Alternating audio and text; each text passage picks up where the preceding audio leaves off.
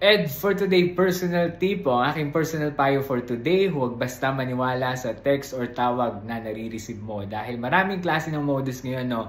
Isa na sa modus nila, yung tipong papadalan ka ng SMS at sasabihin sa'yo na nanalo ka at para maklaim mo yung premyo, click mo yung link na to, no, para makuha mo daw yung napanalunan mo, no? Or tipong tatawagan ka, magpapakilala sila na galing sila sa ganitong company, or tipong sila yung in-apply mo, or kung ano-ano pa mang alibay, no? Huwag ka agad maniniwala. Lalong-lalo na kung wala ka namang ina-expect na tipong tatawagan ka ng kumpanyang yan or tipong taong yan, no? Kung wala ka ina-expect, magduda ka. Kung tipong wala ka namang sinalihang raffle, no, at sinasabing nanalo ka, huwag ka rin agad maniniwala.